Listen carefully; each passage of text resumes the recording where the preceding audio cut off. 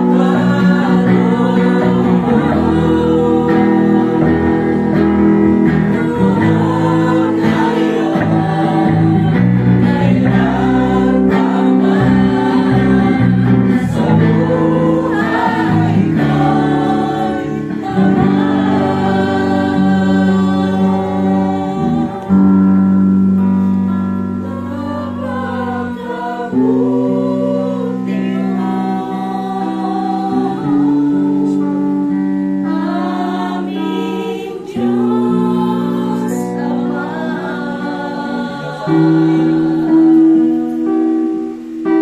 iyong ika'y luluwag at napakabuti mo,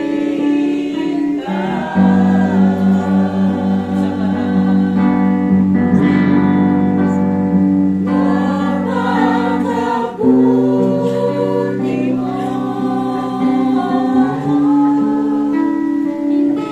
nagbabago.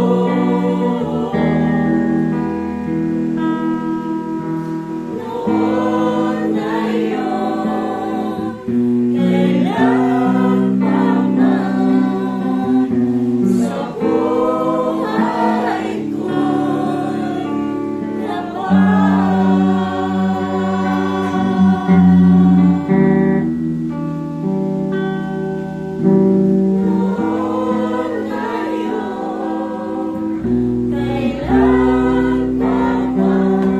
sa buhay ko'y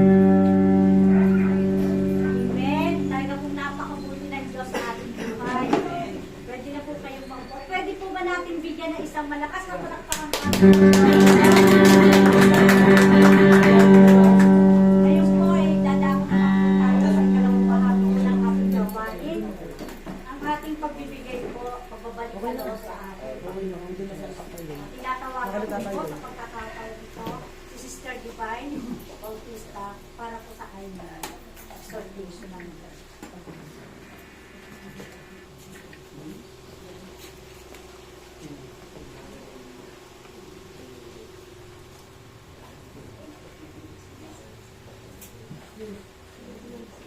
Mga kapatid, dadako po tayo sa ating pagbibigay. Basta po muna ako ng kanyang salita.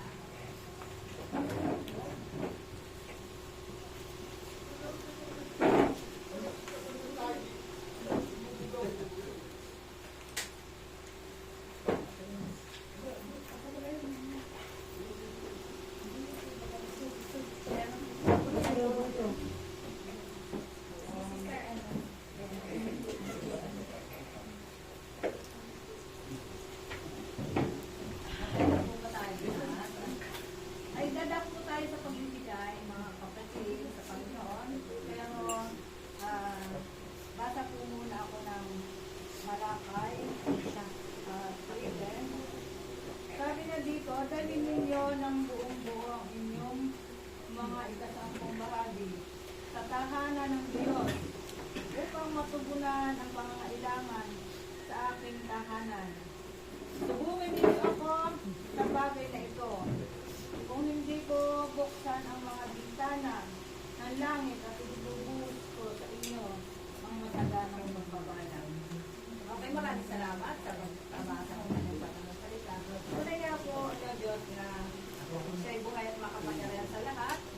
So, ang Panginoon kasi nalulugod pagka ang anak ng Diyos ay nagbibigay sa Kanya. Dahil ito naman po ay galing sa Kanya na ibinibigay na, ibinabalik din po natin sa Kanya. Maliit man ito malaki, eh dapat lang po tayo magbigay sa Kanya. So, tinataas po po ang ating mga offering.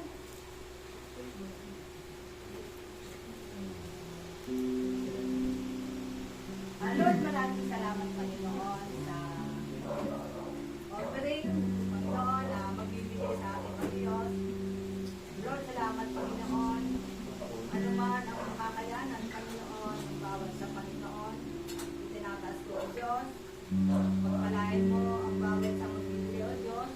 At ang magbibigay ko, O Diyos, na hindi pa magpapagbigay, Panginoon. Magbigyan siya mo, Panginoon, ng blessing para na gano'n ay makapagbigay din po siya, Panginoon. Lord, salamat Panginoon na ikaw ang pagtaas, Panginoon, sa mga blessing, Panginoon, na pinagkakaloob mo, Panginoon, pagpalain mo, Panginoon, ang ahawang mo, Diyos.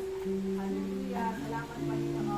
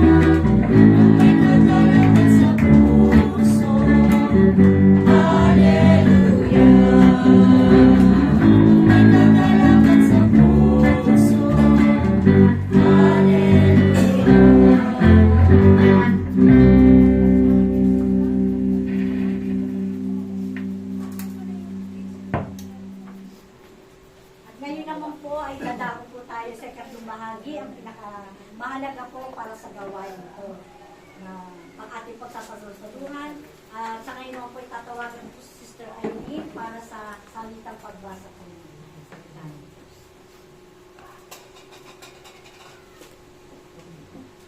Lahat po tayo tumayo upang magbigay karang sa salita ng Diyos. Buksan po natin ang ating Biblia sa unang Timoteo, Kapitulo 4, versikulo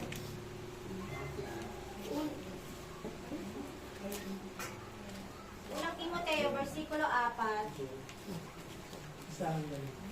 versikulo 1 hanggang 5. Sabay-sabay po tayong basahin. Sa English. Timothy chapter 4. Sa English po, 1 Timothy chapter 4, verse 1 to 5 po. Hanap na po ba? Amen. Sabay-sabay po tayo.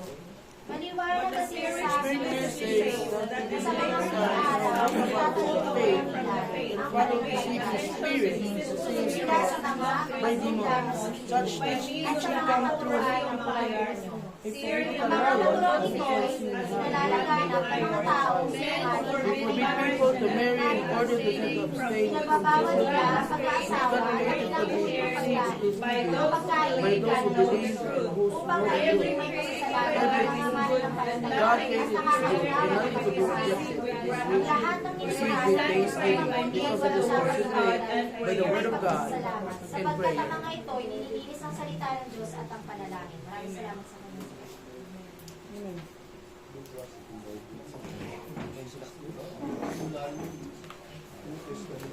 Pwede na po maupuan lahat. Binaman po ang panawagan na wala po munang cellphone. Kung pwede po ay maging open po ang ating pagdinig para sa mga importante na makapakinig po. I-open din po natin ang ating i-open natin ang ating mga cellphone. Kung talaga po. Or hindi nyo naman po kayo, o pwede naman po listen lang po. Silent. Para hindi po makadistract sa bawat isa. Sige po, tatawagan ko po si Pastor Christian para po magkapit sa atin ng magandang balita.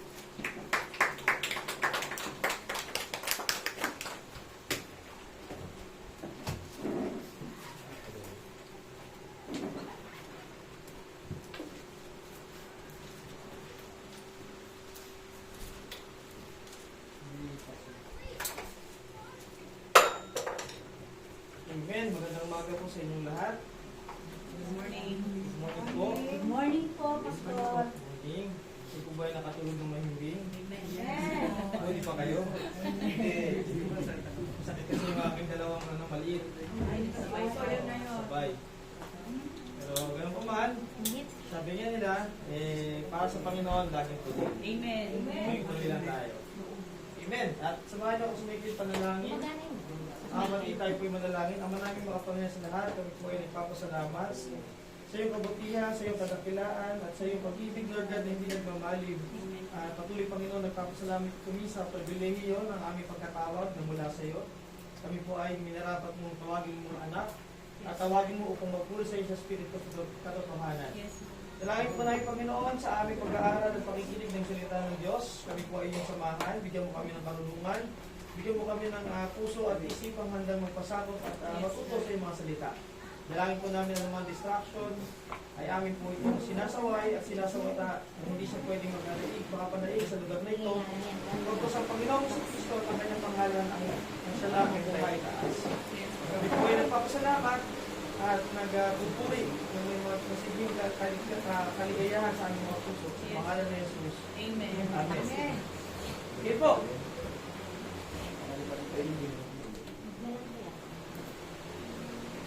Ay na. Hirap po talaga kasi kapag hindi tayo wala tayong mikropono. So lahat ng tunog maririnig natin talaga. Kaya ipag-pray natin sa Panginoon na magkaroon tayo niyan. Dati namang meron ewan ko baka nasira lang, no? Meron na po. Hindi lang na-set up. Yun. Kailangan i-set up ng mas maaga. Amen. At sa buwan po ng Nobyembre, kung hindi pong tatanungin si Pastor Martin, ang tema po na pinagkaloob sa amin o binigay na tema para po ating pag-aralan ay The Horror of False Religion. Ang katatakutan talaga yun. Ano ba ang ibang Tagalog ng horror? Panganib. Yan. Horror of False religion. Sa English, yung maling religion. Okay, katindig-tindig, hindi pwede ka babalagad eh. Hindi rin pwede ka katatakutan. Kasi parang tinatakot ka lang, di ba? So dito, horror, ibig sabihin yung panganib, yung masamang side ng false religion, yung maling religion. By the way, we are not promoting a religion, we are promoting relationship, or right relationship with Christ or with God. Dito po sa inyo mga talatang binasa, samahan niyo po kung basahin muli sa New King James Version. English po ito, samahan niyo lang po ninyo ako. Sa talatang 4, kapitulo 4 or chapter 4, verse 1 hanggang 5.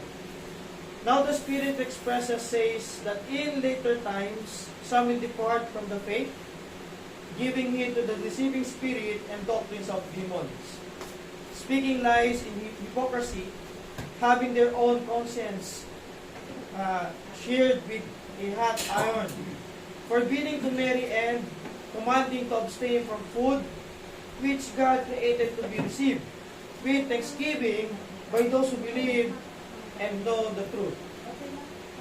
For every creature of God is good and nothing to be refused.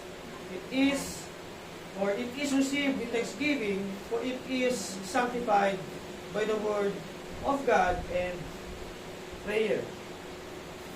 Kung inyo pong pag-aaralan ang aklat din ng John, chapter 2, makikita po diyan sa mga huling bahagi ng chapter 2 ng John, or specifically sa chapter 2 verse 23 hanggang 25. Dito po sa kabanatang ito, ang Apostle John says, many believes in him when they saw his miracle, but very next verses says, but Jesus don't commit himself to them because he knew what was really in their hearts, implying that the faith wasn't real. Sabihin, alam ng Panginoong Kristo na bagamat maraming sumusunod sa Kanya, maraming literal na sumusunod sa Kanya, alam naman niya na ang kanilang mga puso ay hindi totoo. Sa madalit sabi, ang kanilang pananampalataya ay hindi totoo. Sa aklat ng John, chapter 6 naman, kung hindi po titignan at tutunghayan, sige po, pwede po natin buksan. John chapter 6, verse 36. Dito po makikita natin sa buong chapter 6 naman po, nagpakain ng ating Panginoong Kristo ng 5,000 o higit pa, kasi puro lalaki lang yung binilang doon, wala yung children's and women's. Okay? At pagdating naman sa 22, or 2015 rather, ang Panginoong Kristo ay naglakad sa ibabaw ng tubig. At pagdating naman sa verse 22 onwards, ay ganyang pinakilala o kinlaim ang I am the bread of life. Na kung sino man ang nagugutom, ang kakanin mula sa kanya actually hindi siya ang kinakain, o yung tinapay na nagmumula sa kanya, ay hindi na muling magugutom. At ang tubig o iinom sa kanyang tubig, yung living water sa sinasabi, ay hindi na muling mauuhaw. Pagdating dito sa chapter 6, 36, talatang ito, basahin ko po, sabi dito, but I said to you, that you have seen me, and yet you do not believe. Nakita ninyo ako, pero hindi naman kayo nanampalataya sa akin. Napakasaklap. Sila nagsama nila ang Panginoon, na kadaumpang palad nila ang Panginoon, nakasama nilang kumain, nakasama nilang kumain sa hapag, nakasama nila habang gumagawa ng mga miracle, no? At ang lahat ng bagay na nakasaad sa chapter 6 ay na kanilang natunghayan. Pero hindi sila naniwala o hindi sila nanampalataya. At sa pinaka worst case scenario sa verse 66, hirap talaga pag 666, no? Delikado. Pero anyway, numbers lang po yan. Pero ang delikado, ito po yung nakasaad sa talatang 16. 66 ng John chapter 6. From the time many of his disciples went back and walked with him no more. Mga disipulo niya o mga follower niya na dati kasama niya, na mulian ngayon ay hindi na niya kasama sa kanyang paghayo. Now, regarding with our topic this day, the horror of false religion, hindi naman po false religion yung pinapakilala ng ating Panginoong Yesu Cristo. Tama po ba? Pero ang implikasyon nito sa ating panahon ngayon, yung binasa natin sa mga talatang unang Timoteo, Kapitulo 4, versikulo 1 hanggang 5, dito makikita natin, matutunghayan natin na mayroong pinagbabawal. Ano daw yung pinagbabawal? Isa dyan ay ang mga pagkain ng mga certain food, yung abstain from, or forbidding to marry, and commanding to abstain from food which God created to be received with thanksgiving by those who believe and know the truth. Isang religion or ilan sa mga religion ay nagsasabi na bawal mag-asawa ang maglilingkod sa Panginoon. Tama ba? Ang ilan doon ay dapat ang maglilingkod ay kung babae o lalaki ay manatiling single. Diba? Pero pagkat isa kumbento, pagkat isa kapilya, sa likod ng kapilya, yun na. No, huwag naman natin i-emphasize, pero alam na natin ang nangyayari. No, si father, meet with mother, alam niya na kasunod. Diba? At sa ibang mga kulto naman, ang mga dalaga o mga binata hindi pinag-aasawa. At malalaman na lang natin sa dulo, yung mismong leader ng kanilang sekta o ng kanilang kulto ay minumulesta yung mga single men or single women. Mas maraming nangyayari is alay sa kanila yung mga single men and single women. Sa Biblia natin pinag-aaralan at ang mga turok ng Biblia ay hindi pinagbabawalan o hindi pinapa-abstain. Meron pa nga akong alam na mga religion, bawalan dinuguan. Yes. Masarap. I sympathy with them kasi hindi ako nakain ng dinuguan. Hindi dahil ako'y naniniwala sa kanilang mga panuntunan. But rather, siguro hindi ako convinced kumain. It's my conviction na, pero minsan nakakakinggan lang ako. Dahil si Bishop pinag-alok, mahirap tumanggi. Luto niya o whatsoever. Kumain lang ako for the sake na huwag naman ma-offend yung nag-alok. So, ibig sabihin, kumakain pa rin ako ng mga ganun bagay. Meron pa nga yung dati, di ba, mga Molang Blocks na doon, Betamax. Nakakain ka naman doon, nakakain ka doon. Anyway, there are certain reasons kung bakit hindi tayo nakakain ng certain food. But sa religion or ilang religion o false religion, totally pinagbabawal. Lalo na sa mga Islam o Muslim, bawal sila ng pork. Bawal sila ng may content ng pork. Sa iglesia naman, yan, mga dinuguan. Seventh day. Lalo-lalo na pag nandiyan si ministro, bawal kumain. Pero pag wala, makalim sila sa karinderya, kakain sila nun. Yes. Diba? Lalo-lalo na maghahanap yan ng puto, partner ng dinuguan. Diba? O, sa ibang religion naman, mag-aayon o kuno, magpa-fasting sa umaga, pagdating ng gabi, feasting. Fasting sa umaga, feasting sa gabi. Minsan nakikigaya yung mga Kristiyano. Diba? Fasting daw po niya, fasting daw po ng ilang araw, pagdating ng break of fast talaga. Fast break din sa pagkain. Diba? Hindi naman masama ang pagpa-fasting. Pero kung darating tayo sa punto na parang niloloko natin ang ating sarili, doon napapasama. And ito po yung mga talata nating mga binasa. Ngayon po, bakit natin ito pinag-aaralan? So, the horror of false religion is, ito po ng topic ng isang linggo, or ng ating linggo ay, when a believer stop believing. Alam naman po natin ng kada isang buwan, may isang tema, tapos nahati po yun sa 4 na Sunday o 5 Sunday. At mas pinili ko pong unahin na when believers stop believing. Kapag ang mananampalataya ay tumigil, mananampalataya at maniwala. Tulutungan ko po, sign of apostasy. Ano po ang Tagalog ng apostasy? Pagtalikod sa pananampalataya. Malinaw na po ba sa ating isipan ng ating pinag-aaralan? Amen. What is apostasy? Ano ba itong pagtalikod na sinasabi? Sa C80, tumalikod, darap, gano'n na ba yun? Pag sinabi pagtalikod sa pananampalataya, nalasap mo na yung katotohanan, nalaman mo na yung katotohanan, naranasan mo na ang experience ng isang ipanganak muli sa Espiritu, diba? Naranasan mo na ang katotohanan na turo ng Biblia, at nalaman mo at napanampalatayanan mo na si Kristo Jesus ang totoong Diyos na tagapagligtas at walang ibang tagapamagitan maliban sa pangalan ng ating Panginoon. pamamagitan, tagapamagitan sa Diyos at sa tao, at ang kanyang pangalan ay Jesus Cristo or Jesus Christ. So, sa ating dating religion, marami tayong tinatawag. Marami tayong tinutugon. Salmong tugunan, tugod po, parang gano'n. Di ba? At di ba pa ay mananalangin ng ilang abagin ng Maria? Di ba ilang, ano ba ito doon? Sampung namin.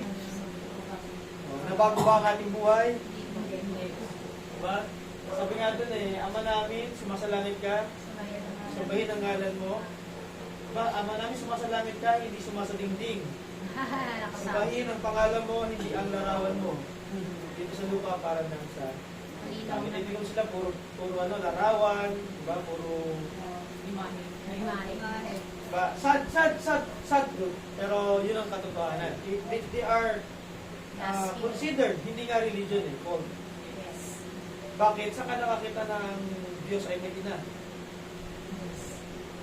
Diba siya ang ina daw ng Diyos? Kaya pagka meron tayong panalangin, doon muna sa ina, lalapit para ibubulong yung ina doon sa anak. At para yung anak ay mapipili lang, doon pa rin yung ating mga panalangin. Para namang napakapangit ng hierarchy, diba? Kaya ang sabi ng Biblia, merong Diyos Ama, merong Diyos Anak, at merong Diyos Espiritu Santo. Walang tinukoy ang Biblia na Diyos or God the Mother. Wala ko nabasa mula Genesis hanggang Revelation na may God the Mother. Meron ba? Pagka meron, pakipunin, pakibigay sa akin. Pero wala akong nakitang God the Mother. Never been nagkaroon ng relationship si Father, God the Father, at si hindi God yun Mother. The mother. Yun doon sa kumbento meron. Relationship si Father at saka si Mother. Kaya lang pagkatuklasan, laya si Father, laya si Mother. Okay, wala pong physical or sexual intercourse na nangyari mula sa Father at kay Mary. Yun po ay gawa ng Banal na Espiritu, kaya po napasa kanya. Sa kanya sinapupunan ang tagapagligtas na ang ating Panginoong Jesus Cristo. So ngayon po, apostasy. What is apostasy? The word apostasy comes from the Greek word apostasia. Na ang kahulugan na translated is falling away. Kumakanta ng mga fallen. Yan, falling away sa ikalawang Thessalonica, talatang 2 hanggang kabanatang 2 hanggang talatang 3. So, tutukayan ko lang po 2 Thessalonians chapter 2 verse 3. Sabi po dito, let no one deceive you by any means, for the day will not come unless falling away comes first, and the man of sin revealed, the son of perdition. Okay, falling away means yung pagtalikod. Falling away means nalaman mo na yung katotohanan. Okay, nalaman mo na ang totoong makakapagligtas sa iyo ay hindi reliyon, kundi relasyon. Na ang salita ng Diyos ay hindi makikita sa mga pampleta, kundi mismo sa Biblia. Alam niyo mga pampleta noon, di ba? Na mga panyo na inukitan, nilagyan ng mga samot-saring panalangin at ating pong pinapahid sa masakit na parte ng ating katawan. Na ngayon, alam mo na ang pagpapagaling ay mula sa Diyos, na ang kapatawaran ay hindi sa ating pagpapadasal, prayer of indulgement, na hindi sa pasyang, hindi sa babang luksa. Ito ba mga taon natin nung doon? Noong tayo pa ito, di ba pa? Diba? Hindi tayo napapatawan o ang mga kasalanan natin sa pamamagitan ng kumpisal sa kapwa-tao, kundi ang ating kasalanan ay napatawad dahil sa ating Panginoong Hesus Kristo. Kung tayo ay patuloy na hihingi ng tawad sa Kanya ng totoo sa ating puso at tatalikod sa ating mga kasalanan. Yun yung repentance na sinasabi. Now, apostasy or apostate is the word closely related to a Greek word, divorce. Divorce. Ano ba ang itsura ng divorce? Sumumpa ka na till death do us part. Diba? In sickness or in health, till death do us part. Ano yun? Pinusumpa yung dalawa, di ba? Kasi love na love mo siya. Tapos sabi mo, you complete me. Pero nung naglabasan ng ugali, after 5 years, kasi yan ang honeymoon stage 5 years, or 2 to 5 years, sasabihin ng lalaki, kung alam ko lang ganyan ka, inulit lang ka sa magulang mo. Sabi naman ng babae, kung alam ko lang ganyan kasama ang ugali mo, di na kita pinakasalan. Wala na. Hanggang sa Divorce, hindi na rin. away-away, araw-araw, di ba? Araw-araw nag-aaway. No, hanggang sa pati mga anak nila ay damay. No, kaya nga, nung isang pulis, nakita yung isang bata, baka sa kalye, sabi, "To, anong pangalan mo?" Sabi ng bata, "Demonito." "Saan ka nakatira?" "Sa impyerno." "Sino mga magulang mo?" "Impacta." At si Satanas, Impacto. Bakit? Pagdating nila sa bahay, tinuro ng mga anak nila kung saan sila nakatira. Yun, nag-aaway yung magulang. "Demonyo ka! Impacta ka!" Sabi mo niya. "Oh, ikaw demonyo, ka saan ka galing?" Yun nga, ang pangalan niyang Impacta. So, anong ibig sabihin ko? Yung ginamit ko na yung word na divorce dahil dating masayang-masaya kayo nagsasama, no? Lahat ay matamis.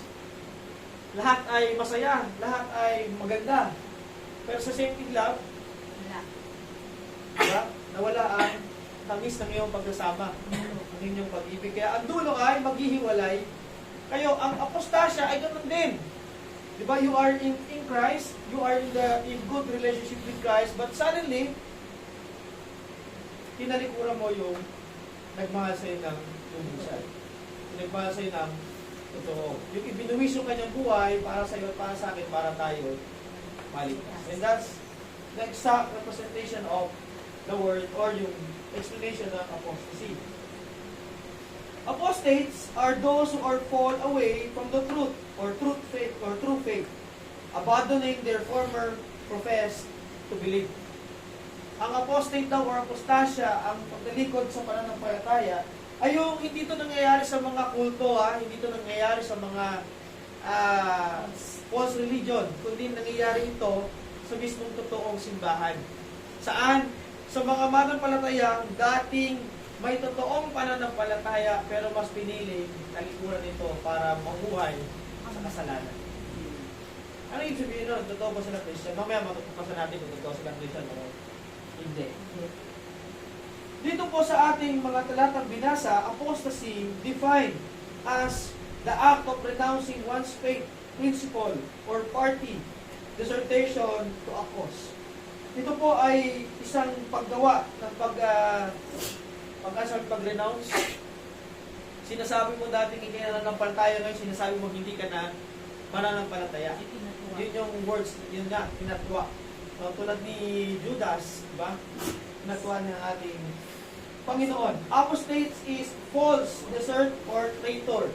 Or a traitor, or pagtataksil. Dito po sa unang 5 verses na ating binasa, sa unang Timoteo, sa Kapitulo 4, ay nagbibigay ng paalala at babala patungkol sa apostasya o yung pagtalikod. Ang ating Apostle Paul ay binigyan ng inilahad.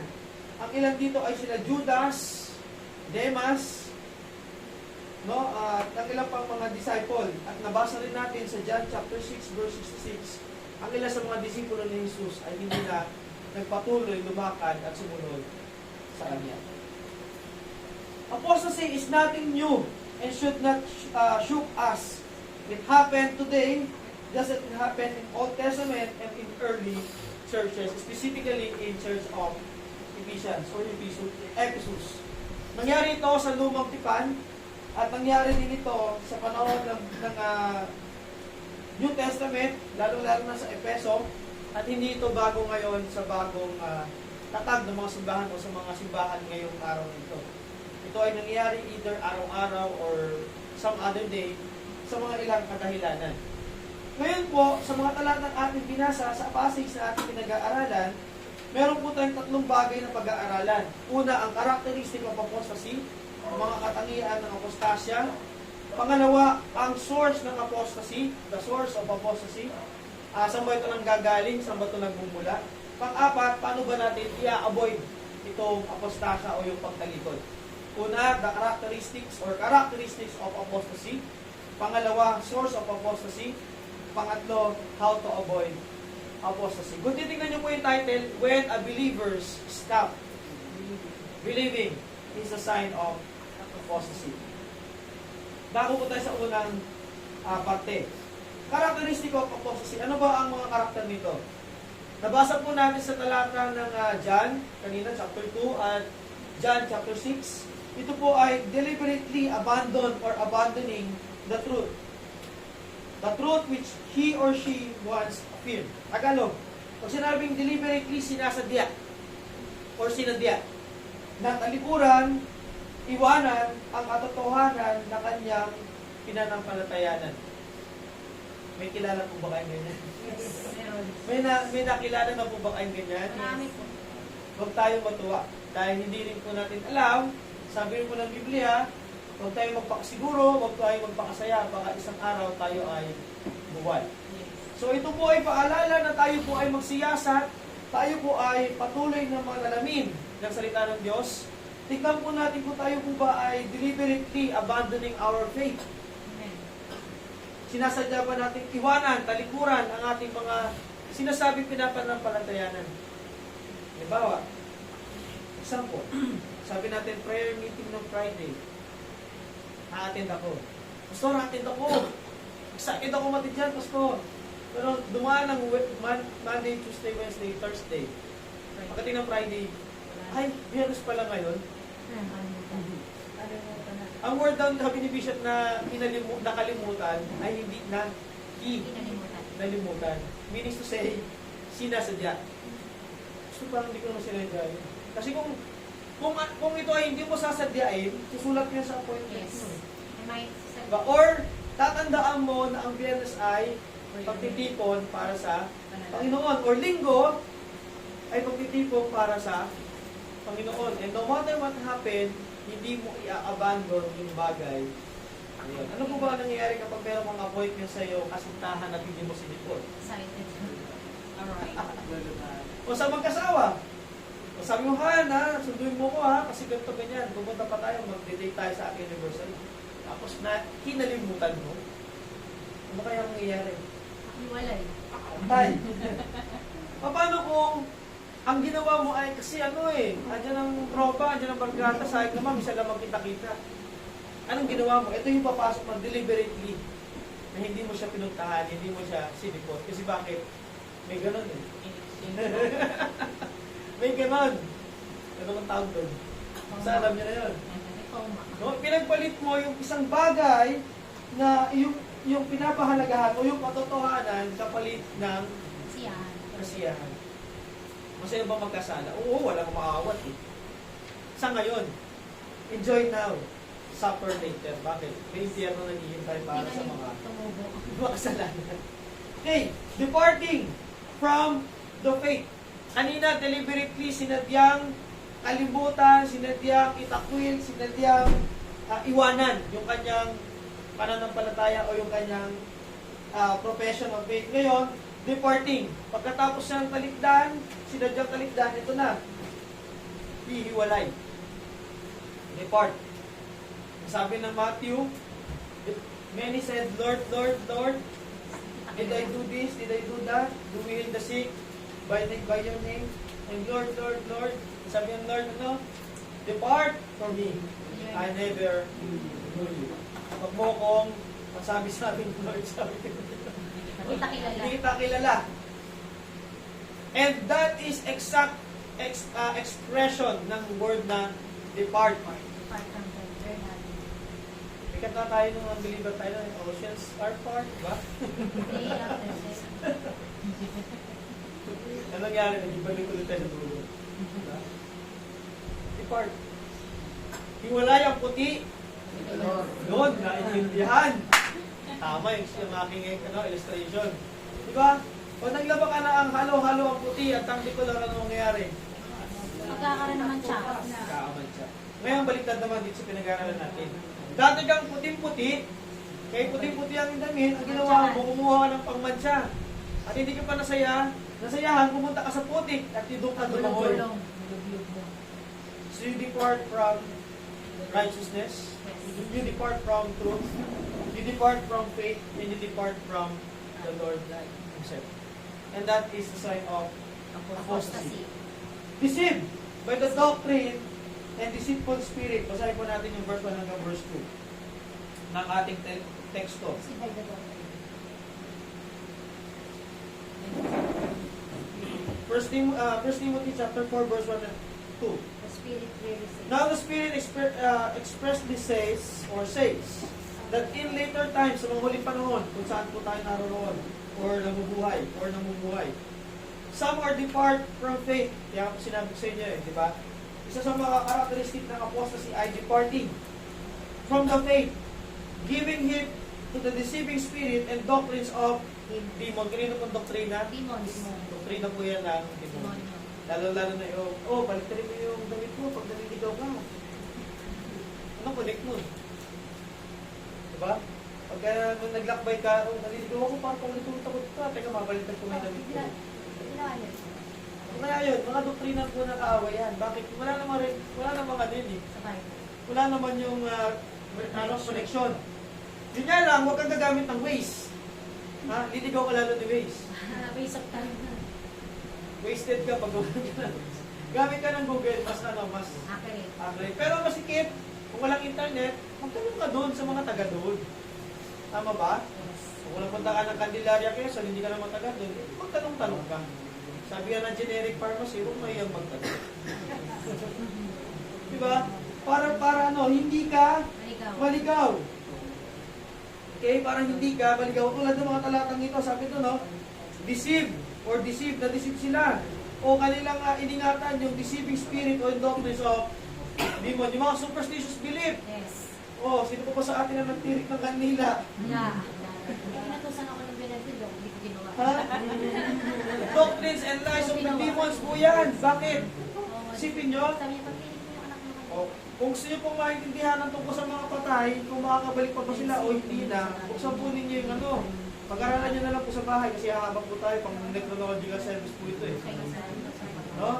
Basahin nyo po yung aklat ng Lucas, okay, chapter 17, or 16 rather, 16, 19 hanggang 31. Makikita nyo dyan, dalawang karakter, si Lazaro at saka si matandang mayaman na si Jebez. Okay, may usap sila ni Abraham, ni Jebez, sabi niya, papuntay mo naman dito si Lazaro para isawsaw yung kanyang kamay sa tubig at para ipatak sa dulo ng aking dila. Kasi bakit? Ang init dito sa aking lugar na kinaroroonan. Ginawaan man lamang ang aking pakiramdam. Sabi ni Abraham, merong bangin. Malalim at walang hanggang bangin sa pagitan natin dito at diyan. Walang tagalian na maaaring tumawid at dito pupunta riyan. So hindi maaari. Next, sabi naman ni Jebez na matandang mayaman, papuntay mo na lang si Lazaro sa bahay ng aking ama kasi bakit may mga kapatid ako doon. Mas masahol yung ginagawa nila sa akin, mas makasalanan sila sa akin. Ayoko silang pumunta o mapunta sa lugar para saan kung nasaan ako. Ano sabi ni Abraham? Nasa kanila na ang sulat, ang mga propesya at ang mga propeta. No? Doon sila manampalataya. Pero sabi nila, hindi sila maniniwala. Hanggat walang patay na pumunta mula dito sa mundo ng mga patay, papunta sa mundo ng mga buhay para sila ay paalahan. Sabi ni Abraham, nasa kanila na nga yun yung kautusan. Hindi pa rin nila pinanampalatayanan. So kahit pumunta ka mga patay, kung hindi sila mananampalataya, hindi tayo mananampalataya. Pero sabi ni Abraham, walang buhay ang pwedeng pumunta sa daigdig ng walang patay ang pwedeng pumunta sa daigdig ng mga buhay. Ngayon, balik tayo sa kandila. Ang logic ng kandila ay titirin ko sa harapan para liwanagan ang mga kaluluwa ng mga namatay mong mahal sa buhay para hindi maligaw pupunta sa iyong bahay. Yan ang teolohiya, turo, mga deceiving na turo ng dati nating mga religion, ng dating mga false religion. At para pumunta sa iyo at hindi maligaw. Ang problema, may naamoy kang katulad ng mamango. Diba? May namimingot kasi magiling mamingot yon or mahurot. Akala mo siya yon. Mali po kayo doon. Yun po ay mga spirito ng mga demonyo o mga deceiving spirit. At one way or another, kayo ay maniwala sa mga bagay na yun, matakot sa mga bagay na yun, doon na papasok ang mas higher degree of demon. Sapi-sapi. Diba? Mas nood pa kayo ng danan. Gabi Diba? na lagi. Nood pa kayo ng The Exorcist. Diba? Tapos manonood pa kayo ng Gabi ng Lagim. Manonood niya si Kabayan. Siya May magaling. alulong nun. Kaya kami mga bata noon, pag naririnig yung alulong na yun, takbuhan ng bawi. Diba? Isip kaluwag. Kasabi ng Biblia, giving it to deceiving spirit and doctrines of Demons. demons. Sino po gumawa niyan para magtirik ng kandila? Mga Katolik po, bakit Yes. ibili kayo ng kandila? Business. Business. Mama. Tapos, pag sa pari kayo magpapanalangin, magkano bayad mo? Bayad. 1,000. Bibili ka ng kandy. Kapag may namatay, yung service sa patay, may bayad ulit po yun. Kaya ang option ng mga walang pambayad, si Pastor na lang, walang bayad. Totoo naman yun, di ba? Kami, hindi naman kami nakatingin doon sa love gift. Tinitingnan namin yung opportunity to share and proclaim the good news. Amen. Malay mo, pasave yung mga nandun. Diba? Kaya lagi kong gamit yan sa service sa patay, itong Lucas. Para mapag-isip-isipan nila. Kung tama ba yung nila pagmumulan sa Diyos. Yan ay mga turo ng deceiving spirit which we are keeping nowadays. Iba sa atin, hindi na nagtuturo ng tagunta, nagtatayo, nagtitirik ng kanila. Sa Facebook na lang. Di ba? Naka-black background tapos mayroong kandila yung profile. Mga kapatid, pares din yun eh. Para silang konsepto yun. Sigilan na natin. Amen? Hindi nga yan kumakapoy, pero kandila pa rin yun. Ilagay. Tandaan mo, ikaw ang ilaw ng Yes, sanlibutan. bibiling. Ito, kung ikaw ay nasa Panginoong Kristo. Amen? Sabi niya sa John chapter 6, I am the light. Okay? Amen? So, iwanan na natin yung mga deceiving na turo na yon. Bakit? Yan ay deceiving doctrines of the deceitful spirit. Verse 1 and verse 2. Huling characteristic ng apostasya or apostasy. Distorted by hypocritical lies speakers. Distorted. Ano ba yung distorted? Yung gitara kanina, pag may effects yan, may distortion yan. Yung effects yan, ano yun? Yung wow! Gumaganon. Yung static distortion. Kapag hindi mo gusto yung tunog, masakit sa tenga yun. Yes. Ano yung sabihin ng distortion? Mananampalataya ka, pero nadidistort yung pananampalataya mo kung maniniwala ka ba sa sabi ng pastor o hindi. Kasi bakit? Meron mga nakalusot na nagtuturo ng lies. Lies. Ano yung lies? Masinungalingan. Ano yun? Kasi bakit? Pag may na-experience ako ng church, nung mapuntahan namin ng Pastor Martin, meeting with their officers, tapos nung uwian na, siyempre, tayo usually shake hands, diba? O ingat po, Pastor, ganyan-ganyan. Usually, pag nasa church ako, karga ko sa anak ko, paharap. Kasi, ano yun believers yun, diba? So, wala akong sense of defense man lang. Tama? Kasi bakit? Mga kapwa mananampalataya so walang iba. Tama? Ang problema ko, worker yun Gumanon. Tapos, nagulat ako nakaganon yung paa ng anak ko di wala na. Kasi dalawang kamay ko nakaganon, hindi ka makakaharang, di ba? Gumanon ako. Sabi ko, hanggang ngayon may ganon, naniniwala sa forever. Dalawa ay basis. Di ba? Ay, balis ang Mga nausog yan. O baka ngayon may naniniwala pa doon Hindi na bumalik. Yung malakas na usog ko, sister, usog ka na. Yung pala, may paborito niya kukuha niyo, kaya inuusog ka. Sino ba sa atin ang naniniwala doon? Hindi na. Dati naniniwala. Dati po. Umuwi pa ako ng malayo. Baka nausog ako. Oo. Diba? Hindi na. Tapos, may katagang pastoral or pastor, yung tao na yun. May bagay. Tawarin na ba? Diba? Bakit? May mga deceiving speakers minsan.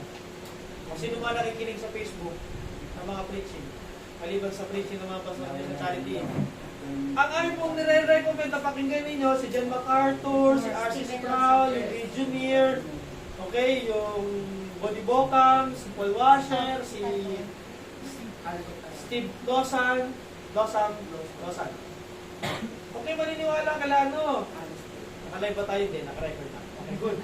Okay, kila Ed Lapis, huwag tayo maniniwala doon. Sa Victory, huwag tayo maniwala doon. CCF, huwag tayo maniwala doon. Although may reform na Stanchi. kinukuha sila mga quote, pag-aralan yung doktrina nila. No, ginagamit lang nila yan para makahok ng mga reform, para ma-distort yung kanilang teaching. Meron din namang mga churches na nagsasabing reform. Diba? Pero ang totoo, deform. Kasi bakit? Meron mga lies. Kung kayo ay nag-aaral ng Biblia, nagbabasa ng Biblia, kahit ako, kaya nyong tignan kung deceitful ba yung tinuturo ko o lies. Hindi ko kayo pagbabawalan nun. Katulad ng Berean, inaaral nila ang Biblia kung tama ba, biblical ba ang sinasabi ng preacher. Ngayon, kung ako ay pag-away-gaway, putol-putol, kuha dito, tapal dito, para lahat ay maging isang mensahe, wag po kayo makinig. Pero kung babalik tayo sa pinag-aaralan, pinag-uusapan at mga kinuot na mga talata ay base sa pinag-aaralan, makinig po tayo. Amen. Sabi ng Hebrew, when you heard the voice of the Lord, listen. Ang ibig sabihin, do not harden your heart. Hebrews chapter 2. Hebrews chapter 2. At sabi sa Revelation, who has an ear, and let him hear. Makinig. Okay? Kung puro kasinungalingan na walang sinasabi, ngayon kung sabihin mo, nung aming paniwalaan at huwag pakinggan. Bakit? Ang mga nagsasalita sa labas ay hypocritical.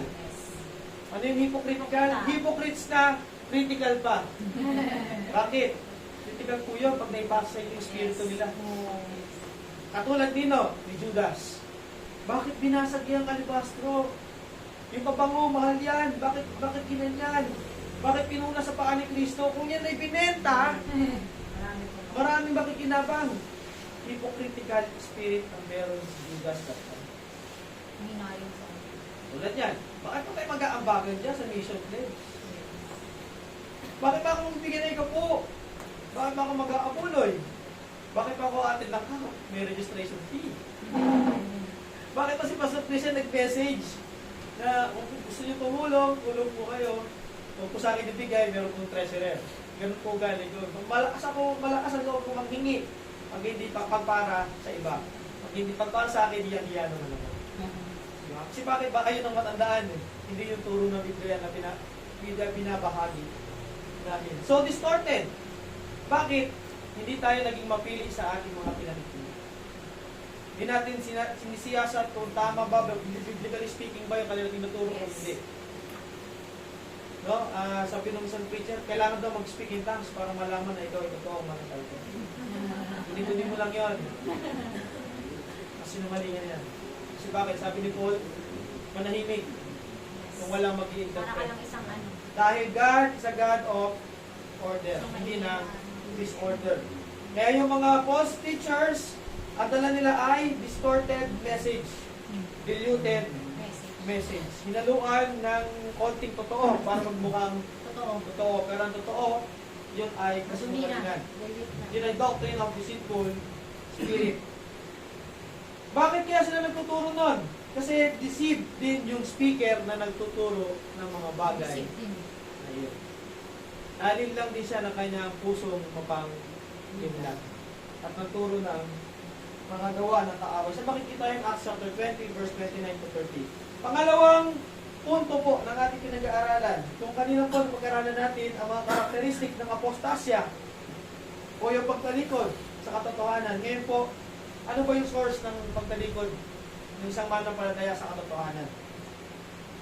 Doon po sa mga talatang binasa natin kanina, hindi ko na babalikan, deceitful spirit and doctrines of demons. Diyan na naman manggagaling yan at wala nang iba. Tingnan niyo po yung mga social media ngayon. Yung drag queen, di ba? Yes. So, punto pa yung nagaling sa kanya, how much more pa tayo? Punto pa tayo. Nag-away sila. Pero di ba dapat mas higit tayong magkaroon ng manilimlim. Bakit? Binababo yung the Lord's Prayer. Mga problema namin. Pakit mo ganito. Well, yung itsura niya, okay lang ako kasi bukas ng demonyo. Diba?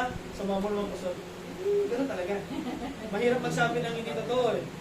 Diba? Kasi bakit pinatray niya yung itsura ni Cristo Nazareno? Eh, sila si Nazareno ang itsura, diba? Parang nakakatakot natin. Yes, may chip. Diba?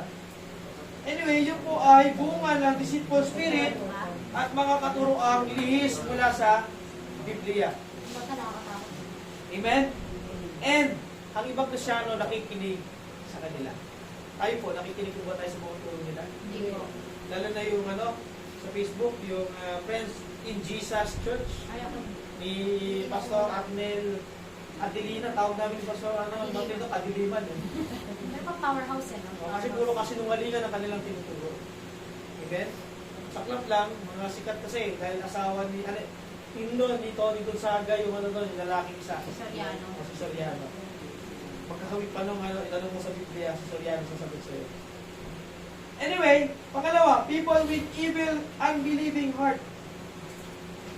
Kaya ingat po tayo sa ating mga sinusundan, pinapalo sa vlogs, Facebook, sa social media, sa TikTok. Ano pa?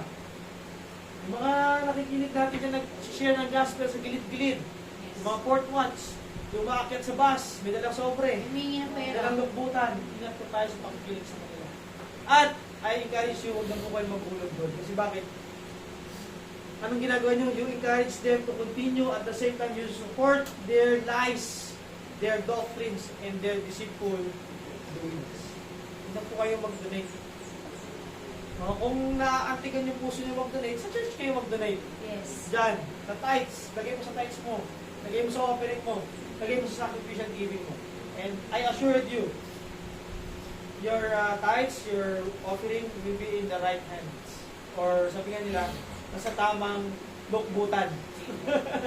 Nasa tamang nasa tamang ministeryo. Yun po people with evil, unbelieving hearts. Masama yung laman ng kanilang mga puso. Diba last month, napag-aralan natin, ang puso ay totoong mandaraya. Yes. Ang puso, ang problema, kaya ang problema ay ang puso. Damdamin. The heart of the problem is the heart, and the problem of the heart is the problem of the heart is the heart of the problem. Puso talaga ang problema dahil tuloy-tuloy ito ng Emotion. hindi lang emosyon, ng kasamaan. Sabi ng Romans, walang buti, wala Isa. lahat ay nagkasala, wala nakapanig Sa sa kalagayan. kalagayan ng Diyos. Another source of apostasy is ungodly philosophies and false religion. Philosophies. Mahilig tayo kay Philosopher Tasio. Mahilig tayo makinig kay Tatalino. Diba? Mahilig tayong maki-Aristotle, Plato. Mahilig tayo magbasa ng mga sulat na alchemist. Bakit mo alam yung pastor? Kasi naging ko dyan fanatic din ako dyan. Na kapag matalino ka, nalalaman mo ang mga filosofiya, mas ahead ka sa ibang tao kahit ikaw ay hindi mayaman, no? Kasi bakit? Literature yan. Mas sinasama mo si Shakespeare, isang author ng Biblia. Di ba? Mahilig ka sa novel rather. Mas insay si Harry Potter. Tsaka yung sinusumulat nun. Diba? Ayun. Diba nila? Diba? Ungodly philosophies. Kailan na mas lumitaw sila Plato, sila Aristotle? Kailan ba lumitaw ang Biblia? Kailan ba nasulat ang Genesis? Kailan ba nasulat si Job? Pinakamagandang sulat sa Biblia ay si Job. Kailan lang si Aristotle, si Plato. Diba? Tapos ang hilig natin i-follow sila. Minsan nakakita ako ng isang Kristyano ang nakalagay, ganito yung statement nakalagay, Confucius. Naku po, na-confuse na tuloy lalo. Diba? Buddha. Isipin nyo, lahat ng nagtatag ng false religion, lahat namatay. Pero ang may dala na totoong relasyon, siya lang ang nabuhay na muli umakyat sa trono ng Diyos. So lang iba ang ating Panginoon. Bakit naniniwala tayo sa mga tao lang? Isa pang joke. Sabi nga sa seminary, meron daw mga hinuling mananampalataya. Isang Kristyano, isang Buddhist, isang Muslim, isang Katoliko. No? Ang parusa, iuhulog sila doon sa may bangin. Ang isa lang magliligtas daw sa kanila ay tawagin niya na yung Diyos mo. Yung unang Katoliko, abagi ng Maria, magpulong ng Maria, dito ka na rin sumasayo, huwag ka pinagpala, huwag kayong lahat, pinagpala tinaman ng anak ko sumulo. Ngayon na po sila namatay, yun, namatay na siya. But yung dulo nun, ngayon na po kami mamamatay. Diba yung dasal doon? Ayun, yung ningulog na katoliko, nalaglag, namatay. Sunod yung Buddha, ay yung Buddhist. Siyempre, ang kanilang Diyos, si Buddha. Chinese yun. O, si Buddha. O, yun, sabi niya, Buddha. Bukit ang konti, pero yun, nalaglag ulit. Bigat eh. Bigat eh. Buddha. Pangatlo, yung Muslim. O yung Islam. Lagi siya, ayun, alang Diyos, naglag. Alangan. Alana. Eh, yung isang Kristyano, nakinig sa mga deceitful mentors, speakers, kinabahan na siya. Mamatay ako dito ah. Hindi niya sila. Nung nilaglag siya, una niya tinawag si Aba Ginong Maria. Nalalaglag ko siya. Naku, try ko na rin yung iba. Si Buddha, ay hindi pa rin. Ayaw talaga, si Allah. Ayun na, kapraso nila, tsaka tumawag sa Diyos. Tingnan niya, isligtas mo siya ng Diyos. Hindi na, inuna mo ba yung ibang Diyos? Bago sa akin. Maliban sa totoong Diyos? Tinawag niya yung, ano eh? Ala. Allah, tinawag niya yung Buddha, tinawag niya yung Aba Ginong Maria. Samantala totoo siyang Kristyano. Ano yung sabi, Pastor? Humiwalay siya sa katotohanan because naka-stake na yung kanyang buhay. Yung faith niya. Deceived na siya ng mga Natakot turo, siyang mamatay. ng mga narinig niya sa labas. Kaya iniwanan niya ang kanyang totoong pananampalataya. Baka sakaling mailigtas siya ng ibang Diyos. Hindi totoo yung pananampalataya. Nag-gets niyo yung punto? Because of ungodly philosophies and false religion. Gawa ng mga huwad na religion. Mga makamundong filosofiya na ang ultimate author nito ay si Satanas mismo. Saan makikita yon? Sa mga talatang binasa natin. At Colossians chapter 2 verse 8, 1 Timothy chapter 6 verse 20 hanggang 21. Now, sa huling bagay nito, ano ba daw po yung source ng apostasya? The world. Yung mundo. Lahat ng offer ng mundo ay source ng apostasya, ng pagtalikod sa Diyos. Tingnan mo, Facebook. Ilang oras ang uubusin mo sa Facebook kaysa pag-aaral ng salita ng Diyos? Pastor, nakita kita kagabi, buong araw na comment. Oo, kasi tinitignan ko yung Facebook page ni John MacArthur, ni Nosan, ni Bobby Bocan. Kasi bakit? Naghahanap ako ng mga ituturo na kasama nito. At hindi naman ako nabigo. Now, ang ilan sa mga binasa ko kanina ay galing sa mga turo ni John MacArthur, What is Apostasy? At yung ating title, na When the Believer Stop Believing ay hango sa radio program na Grace to You. Na ang guest ay si John MacArthur, na ang pinag-usapan, When a Believer Stop Believing. Anong kwento ng pastor? Meron daw silang isang masugid na tagapakinig. Ano yung masugid sa English? Faithful follower. Pinang-follow nyo na ba kami? Wala kabla kami sa inyo. Joke lang. Follower. Ginawa ni John MacArthur at ni Grace to You, 10 taon. Meron siya mga CD, DVD, mga books na galing kay John MacArthur. Wow, sarap mo, 10 years, no? Pero sa isang iglap, he denounced his faith to the Lord. At sinabi niya, huwag niya po padala ng mga books, ng mga DVDs, patungkol sa Biblia at turo ng Biblia. Bakit? Hindi na po ako nananampalataya kay Jesucristo. Ako po ay agnostic na at atheist. Isipin mo, 10 years, listener, 5 years na nagpapastor. Full time.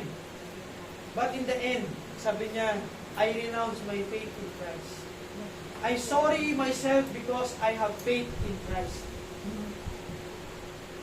When a believer stops believing, is a sign of apostasy. Parang stop na yung ng heart.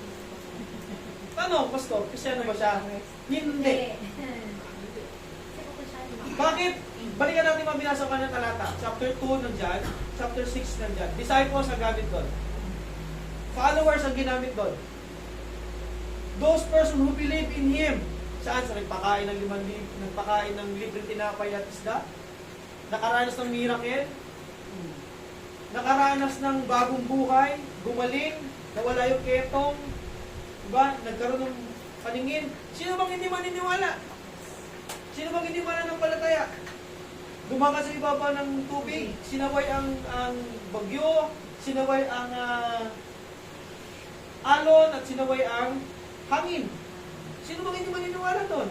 At sinabi niya sa mga disipulo, throw your net on the right side. At nakakita sila ng maraming huling isda. Sino hindi maniniwala doon? Pero nung pinag-usapan na tungkol sa kasalanan,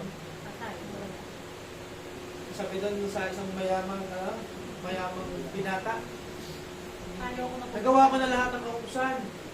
Anong pwede kong gawin para ma-inherit ko ang buhay na walang hanggan? Sabi ni Kristo, benta mo lahat ng ari-arian mo. Bigay mo sa mga dukha, sumunod ka sa akin. Nangyari, nalungkot siya. Bakit? Ano yung sabihin doon? Kasi sabi ni Kristo doon, deny yourself, take up your cross, and follow me. Eh yung believe, madali eh. Eh paano yung deny yourself? Ito talaga yan, nakakaantok sa matulog. Hindi deny natin matulog ngayon. May appointment tayo sa mall. Hindi deny muna natin yun. Okay lang tayo maliit doon. Bakit? Follow na lang yun. Tutusin niya, ang isang buong linggo ay the Lord's Day. So wala ka tayong karapatan kunin kahit sa permit mo. Ano mabait ang Diyos? Kasi bakit? Ginagawa natin family day. Tama? Pero take note mga kapatid, it is the day for the Lord. The Lord's Day. Eh yun ang problema. 5 years of ministry, 10 years sa GTY, or basically that word. Biglang, ligwak, ganon. May sabihin, tumalikod sa pananampalataya. At masaklap, ateista pa. Ano yung sabihin ateista? Walang Panginoon, walang Diyos. Antichrist or away from Christ. Or no God at all. Yes, it means no. Yan ang offer ng mundo. Kaya nga sabi ng Romans chapter 12, verse 1 and 2 or 2, do not conform to the pattern of this world, but be transformed by renewing of your mind. I hope yung mga salita na napapakinggan natin, yung salita ng Diyos, it will change our mind. At isa pa panalangin ko, it pierce your heart. Sugatan. Ano ba yung pierce? Tusukin. Bakit? Ang salita ng Diyos ay two-edged sword. Humihiwa sa pagitan ng laman at ng kasukasuan at ng kaluluwa. Amen? Yan. The word refers to the system of the world, the beliefs of the world, the values of the world, the fame of the world, the money of the world, everything, anything in the world. Satan. Kaya sabi nung kap, di ba, set your mind on things above, not on earthly things. Colossians chapter 3, verse 2. Kasi bakit? Kung itong mundo ang gusto mong mapanalunan, kapatid, hindi ka mananampalataya ni Kristo. You are a believer some point of your life, pero totoo, ikaw ay apostasya or tumalikod sa pananampalataya. Pangatlo, dito po tayo magtatapos, please bear with me. How to avoid apostasy? How to avoid someone who believed in Christ and suddenly stopped in believing? Kasi bakit marami na po ko nakita kabataan ganun. Dati po, 3 jeep kami. Pag nagkatap sa hapon, 1 jeep na lang kami.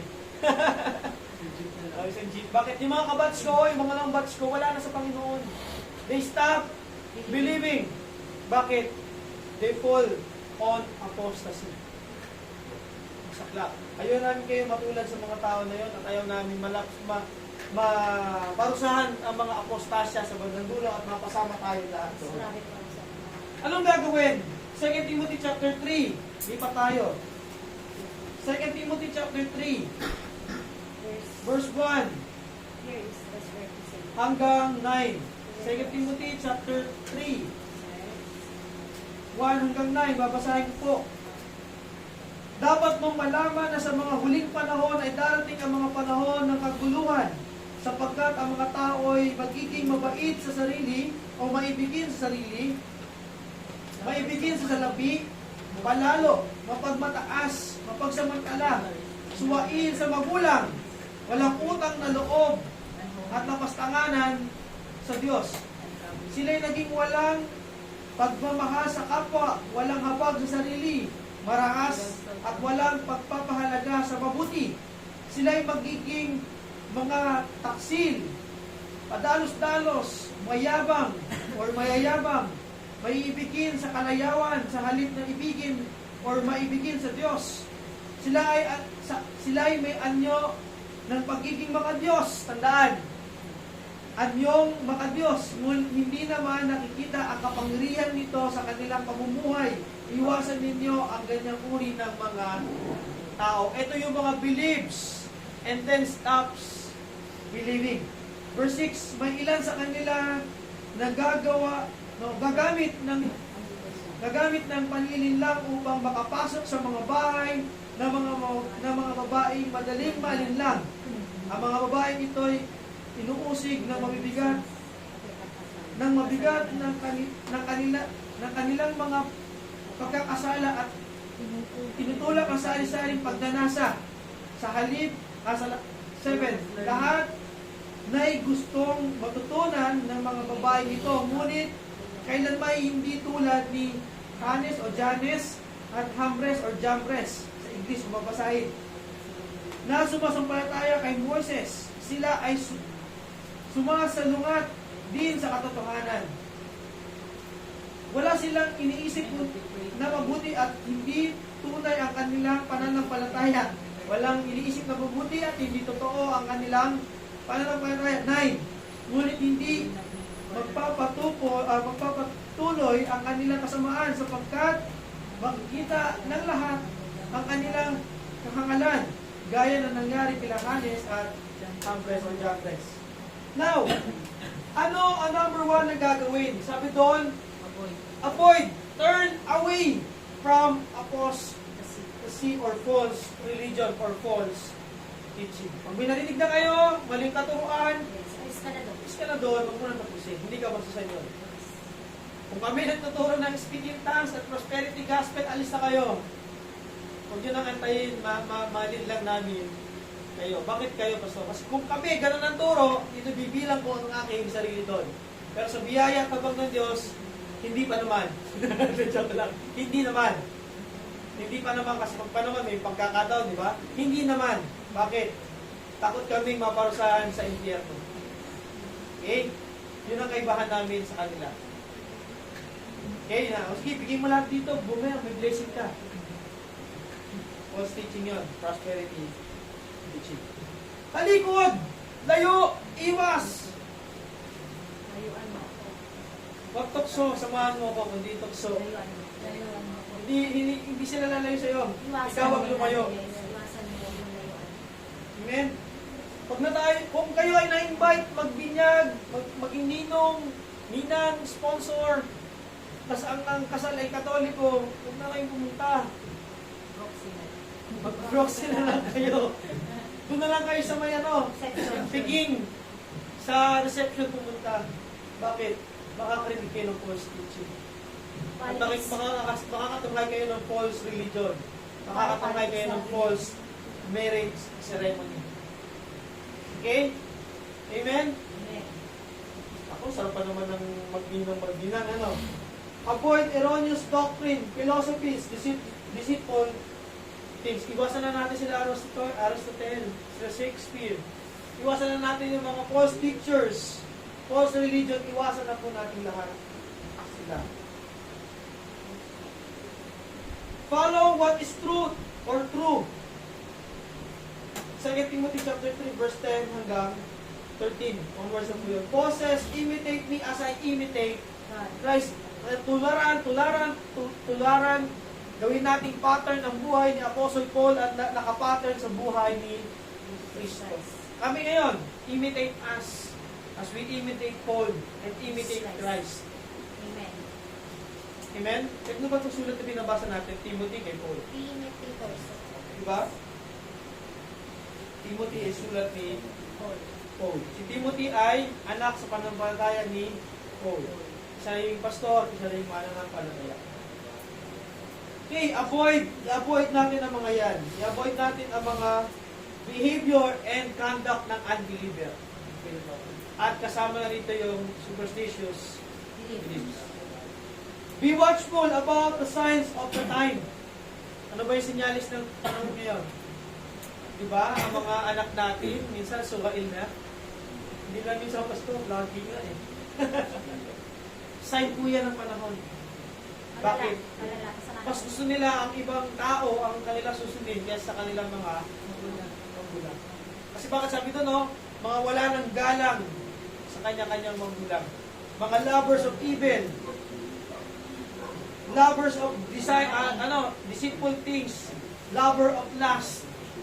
Bakit? Siguro pinuntahan yung mga babae, tinuturuan ng samut-saring karumihan, samut-saring Naswaan. kalaswaan, para hanapin na nila ang lahat ng mga mundong gawain. Mga magulang, pinapayagan ba natin gabihin ang ating mga anak kung saan? Hindi po. Huwag tayo magtaka.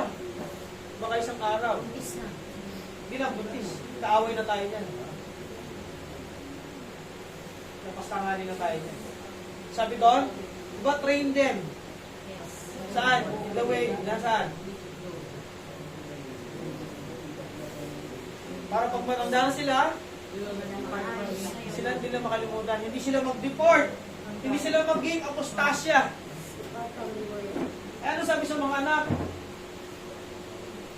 Children, obey your parents as you honor God. Too much. Amen? Amen. Next, follow what's truth. Last but not the least, continue in God's Word. Tingnan po natin, 2 Timothy chapter 3, verse 15 hanggang 17. 2 Timothy chapter 3, 15 hanggang 17. Pag-aralan natin ito sa seminary. Lang ako 3. Sabi po dito, mga kapatid, please bear with me. Verse 15. And from the childhood you have known the holy scriptures or the holy scripture or writings or the Bible, which are able to make you wise for salvation through faith in Christ Jesus. All scripture is given by inspiration of God and profitable for doctrine, for reproof, for correction, for instruction in righteousness, so that the man of God may be equipped or thoroughly equipped for every good work. Amen. Amen. Pastor, paano maiwasan ang paghiwalay sa katotohanan? Desaturate. Mag-aral, magbasa, makinig ng salita ng Diyos. Bakit? Ang salita ng Diyos ay nagtuturo para tayo ay maging matalino. Amen. Tandaan natin, ang mga nakikinig, nag-aaral, sumusunod sa salita ng Diyos ay mga wise. Amen. Ang mga baliwala, ang pagtuturo at pakikinig na tulad nito ay fools. Amen? Amen. Mga kapatid, kung ngayon po natin matuto, tulad ng tinuturo ng Biblia, ito po ay gagamit-gamit sa pagtuturo, pagtutuwid, Correcting. pagbibigay ng katotohanan at pag-train in righteousness, balang araw apostasya po tayo. Balang araw isa po tayo sa mga dating nananampalataya ngayon ay hindi na. Amen. And that is the believers who stop believing. Anong encouragement sa ating mga kapatid? As good Christian, we need to understand Halagaan po. and discern what is biblical and sound. Amen. Certainly. Nandito lang sa Biblia. Nasa preaching din ng mga pastor ngayon ninyo sa charity. Yung mga pastor na wala sa charity, hindi ko po ako sigurado. Hindi ko po sila sinisiraan, ha? Totoo lang. Pero hindi ko po sigurado. Lalong-lalong na yung mga nagsasabi na dating charity, ngayon ay tumalikod na sa katotohanan. Marami po silang na-deceive. At marami pa silang madi-deceive. Katulad po ni Haring Amaziah, King of Judah, sa 2 Chronicles 25. No, he did the right thing only outside, but on the outside, but never been in his heart. Ginagawa niya lahat ng mabuti para makita ng mga tao sa kanyang nasasakupan na siya ay mabuting hari. Tulad po ng mga mananampalataya ngayon, feeling righteous, feeling holy, pakitang tao. Pero ang katotohanan, apostasya. Bakit? Sorry ka naman. Yung kanilang sariling gusto pa rin ang nananatili na susunod. Yung lust of the eyes, lust of the flesh, and the pride of life. Mga kapatid, ito po ay paalala sa atin At the same time, ay warning din po sa bawat isa. Yes. The horror of false religion results to someone who believes and suddenly stops believing. Huwag po tayo patayan. Huwag po tayo magpaloko. Walang maloloko o walang manloloko, wala ay papaloko. Walang Kristiyanong tatalikod sa pananampalataya o nag-aaral ng salita ng Diyos at hindi nakikinig sa mga bulaang propet. Magandang araw po at mapagpalang araw sa inyo. Tayo po ay kako sa ating Santa Cena.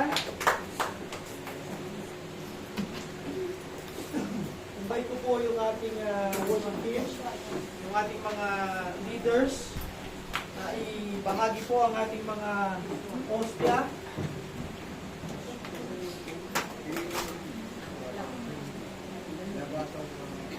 Sige po.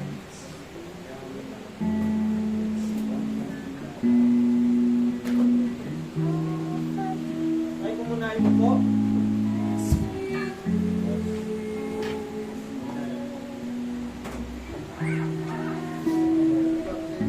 Hindi ko pwede po na yung upo muna tayo. Pakibiling bigyan lang po muna yung mga ano.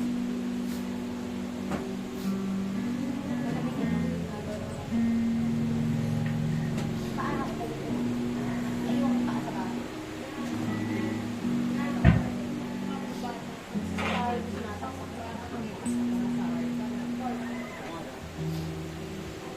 Dalaw po tayo sa ating banal na hapunan or Santa Cena or First Communion sa iba.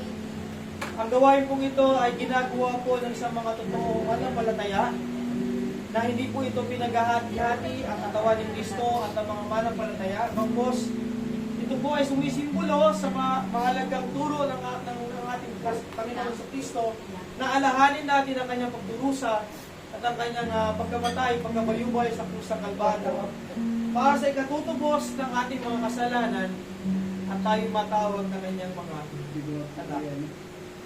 Sumaglit po tayong manalangin habang tayo po'y nakaupo. Siyasatin po natin ang ating mga sarili. Hihingi po natin ng tawad ang anumang pagkakamali, pagkukulang at pagkakasala na nagawa natin labag sa harapan ng ating Panginoon.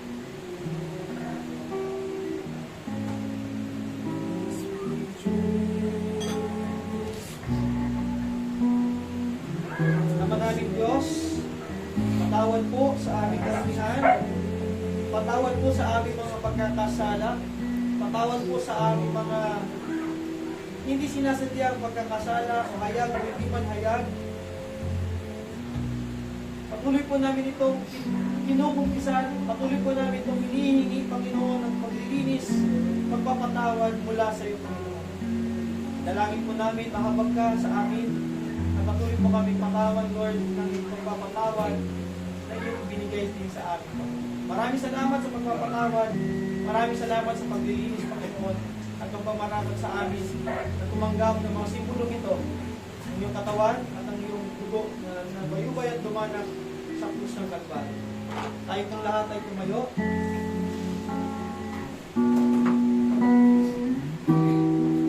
Taas po natin ang hostia o ang tinapay. Ating pong ipanalangin. Panginoon namin Diyos, lubos namin pinasasalamatan ang iyong dakilang pagmamahal sa amin. Bagamat kami po ay hindi karapat-dapat sa iyo, minarapat mo pa rin kaming maging mga anak mo sa pamamagitan ng pagkamatay ni Jesus sa krus ng Kalbaryo para sa ipagkapatawad ng aming mga kasalanan. Dalangin po namin na sa aming pagtanggap ng katawan ni Kristo na nabayubay sa krus, patuloy po ninyo pag-alagin sa aming mga puso ang pagpupuri para sa inyo. Pagpalain po ninyo ang osyang ito upang ito ay maging pagpapala rin naman sa amin sa pangalan ng aming Panginoong Kristo. Ayon sa unang Korinto 11:23 hanggang 24, sapagkat ito ang turo na tinanggap ko mula sa Panginoon at ibinibigay ko naman sa inyo. Noong gabing siya'y pinagkanulo, ang Panginoong Kristo ay dumampot ng tinapay, nagpasalamat at pinagpira-piraso iyon. At sinabing, ito ang aking katawan na ihahandog para sa inyo. Gawin ninyo ito bilang pag-aala-ala sa akin. Tanggapin po natin ang hostia.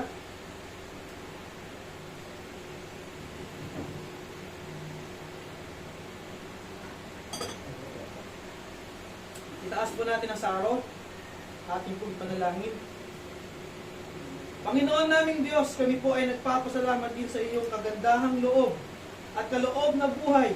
Ang dugo ni Jesus na nabayubay sa krus ng Kalbaryo, ang siyang naghugas sa aming mga kasalanan upang kami maituring mong mga anak. Inihahandog po namin sa inyo ang aming mga pagsamba at pasasalamat bilang isang haing buhay para sa kaluwalhati ng iyong pangalan. Habang patuloy po namin ipinahahayag ang iyong kaharian at ang iyong muling pagbabalik, ito po ang aming dalangin sa pangalan ni Jesus.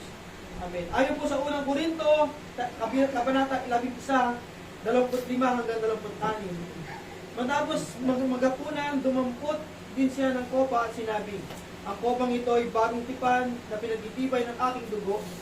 Tuwing iinumin ninyo ito, gawin ninyo ang ninyo bilang pag-alaala sa akin. Sapagkat tuwing kakanin kayo ng tinapay na ito at iinom sa kopa na ito, itinahayag ninyo ang kamatayan ng Panginoong Kristo hanggang sa kanyang muling pagparito. Tanggapin po natin ang simbolo ng kanyang dugo, ang alak.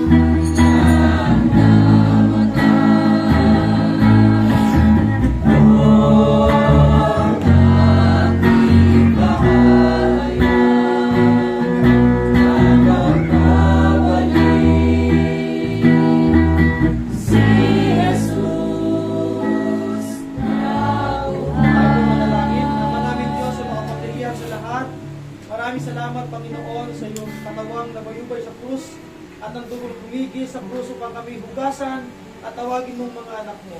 Panginoon, hindi namin kayang bayaran at hindi namin kayang tunghayan ng anumang handog at mga regalo, Panginoon. Ngunit sa pagkakataong ito, aming pong inihahandog ang aming buhay bilang haing buhay.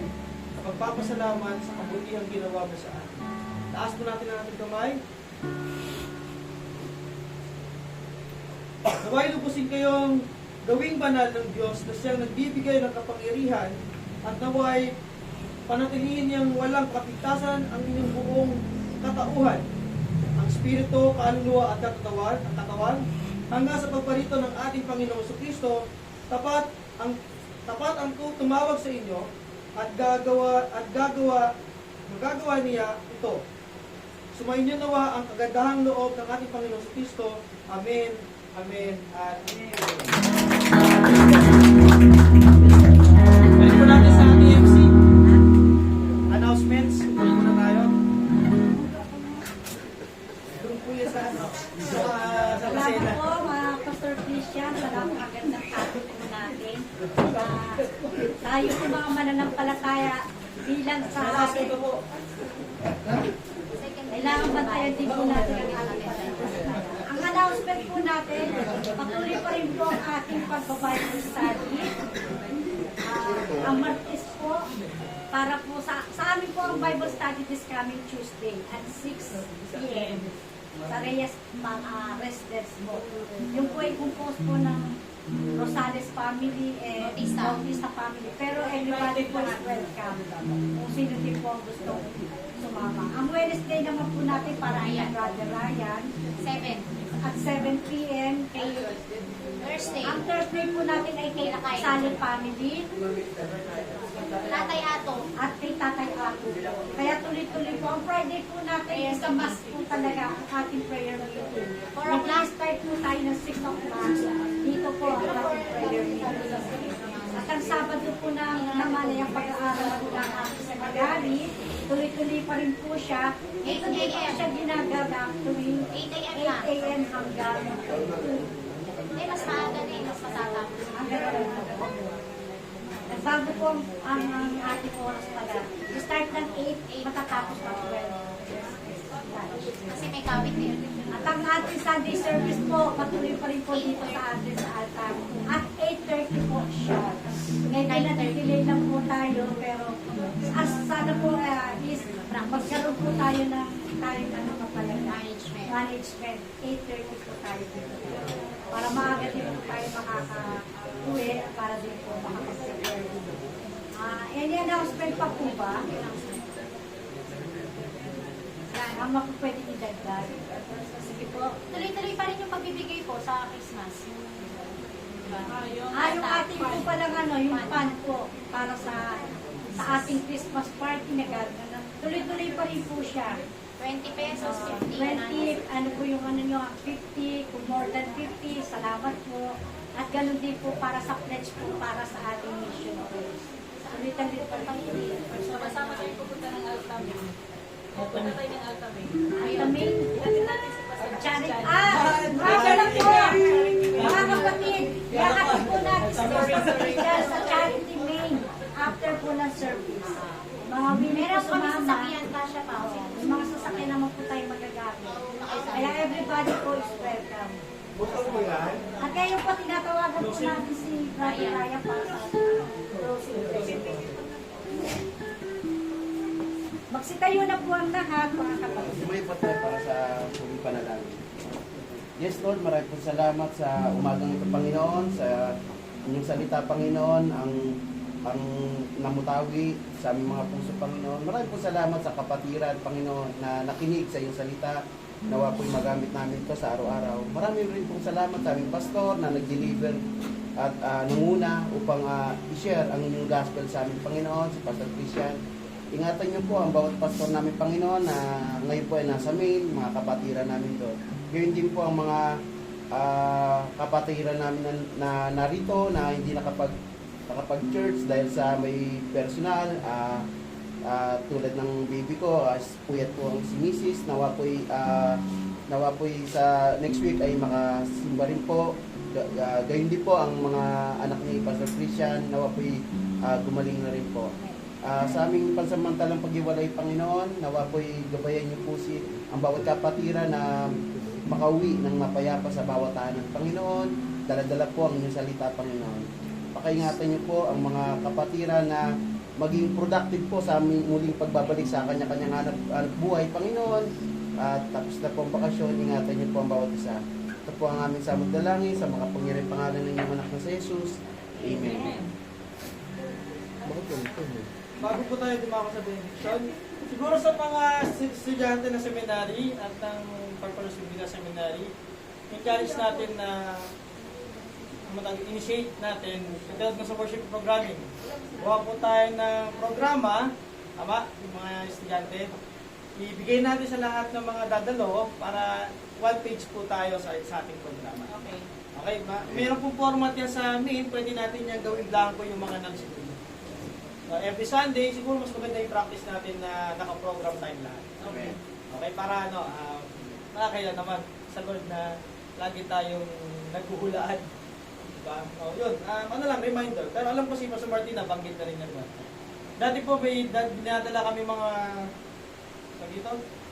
program.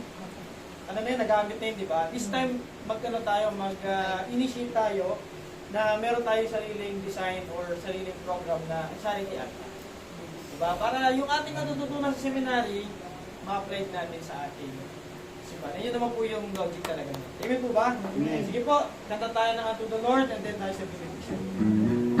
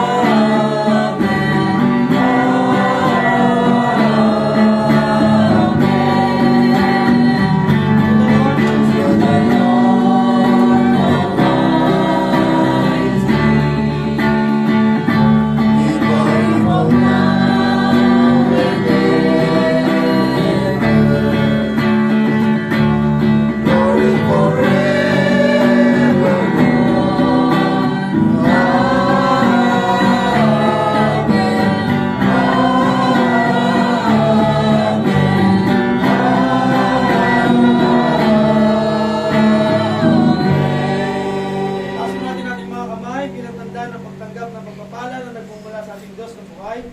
Sa Kanya na makapag-ingat sa inyo upang hindi kayo magkasala at makakaharap sa inyo ng walang kapintasan. At may malaking kagalakan sa Kanyang kaluwalhatian sa iisang Diyos na ating tagapagligtas sa pamamagitan ni Jesucristo na ating Panginoon. Panginoon natin. Sa Kanyang kaluwalhatian, kadakilaan, kapamahalaan at kapangyarihan mula pa nung una, ngayon at magpakailan pa man. Amen, amen, and amen.